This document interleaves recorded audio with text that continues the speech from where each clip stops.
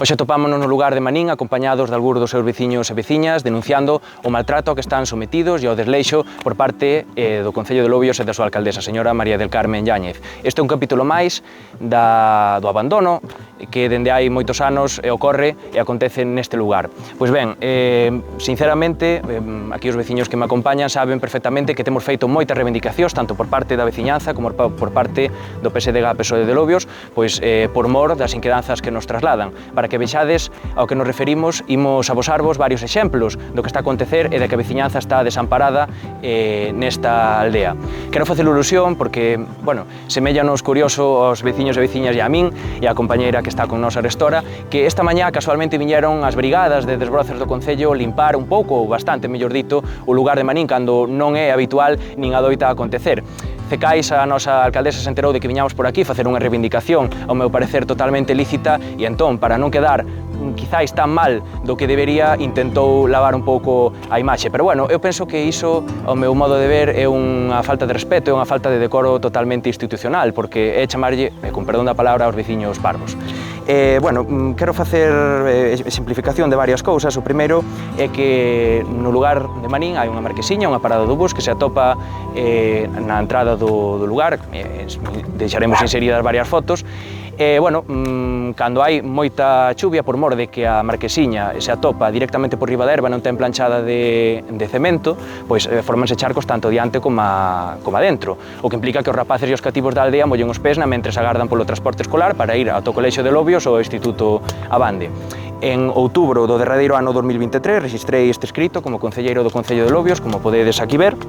pois solicitando algo moi sinxelo doado de materializar, que era que se botara esa planchada que facemos alusión tanto diante como dentro da devandita marquesiña. O que aconteceu, pois,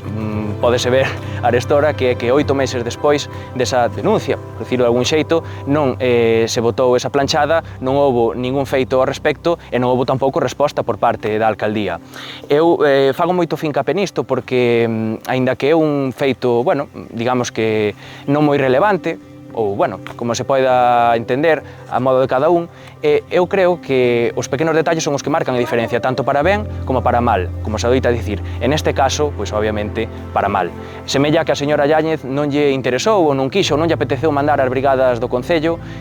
aos peóns de obras, para botar esa planchadiña e que os cativos de Manín non enchopen os pés mentres agardan polo bus para ir á escola. Sen comentarios. Este é, quizáis, un dos mellores exemplos do maltrato que está sometida esta veciñanza por parte da inacción do goberno municipal. Tamén penso que procede nomear que nos atopamos arestora á beira do camiño que vai á ermida, a capela de Santa Eufemia, a patroa do lugar de Manín. Pois ben, como podedes ver aquí, porque o que non está escrito non existe, en xaneiro do ano 2023, ainda non era concelleiro, pero sí cargo orgánico do partido, registrei esta instancia transmitíndolle a información á señora alcaldesa de que o camiño estaba en moi mal estado, de que estaba fundindo e de que había risco de derrubamento. Pois ben, como acontece sempre, o camiño ninguén me vai xeitar o camiño ni miralo, e o camiño acabou afundindo e grazas a Deus non houbo que lamentar danos materiais e obviamente o máis importante persoais, pero sí que había risco porque por aquí percórreno tanto veciños e veciñas como tractores ou vehículos a motor, é dicir, o risco era evidente. Pois ben, eu penso que se fixeran as cousas como é debido e como procede, en tempo e forma, no Concello non tería que vir máis tarde porque non lles quedou outra levantar e arranxar o camiño. E ese é outro exemplo do desleixo que está sometida baixo o xugo da señora alcaldesa. Tamén se lle teñen trasladado outras necesidades e inquedanzas ao goberno municipal, como a falta de contedores do lixo no lugar vello, a falta de canalizacións e de recollida de augas pluviais no lugar, un poste da luz de cemento que ten as cabillas ao aire que está tamén nun risco de derrubamento bastante evidente e, como é habitual no noso goberno municipal e por parte da señora Yáñez Sagado, non se ten feito absolutamente nada ao respecto. Pois ben, tamén poderedes ver fotos, imaxes e vídeos inseridos do que é o camiño principal do lugar, que se atopa nun estado lamentable, e sí que é certo, e compre mencionar, que algúns camiños e lugares e espazos públicos do Concello sí se teñen axeitado, pero sí que tamén quero facer alusión a que a señora Yáñez só axeita os camiños e os espazos públicos que lle interesan para beneficiar os seus concelleiros, os seus amigos, votantes ou incluso para sacar rédito electoral. Como no lugar de Manín, pois por sorte ou por desgraza non se dan prácticamente ningún deses factores, o lugar e a súa xente xa non lle interesa. E esa é a mellor explicación do que está a acontecer en Manín e é a explicación absoluta e a verdade absoluta de por que hai este desprezo, este desleixo, este abandono e este maltrato aos seus veciños e veciñas e á aldea como tal por parte parte da señora Yáñez Salgado. En algún pleno xa lle teño comentado a señora alcaldesa que en Lobios, ao meu parecer, e creo que estou acertado, hai veciños de primeira e de segunda. Pois ben,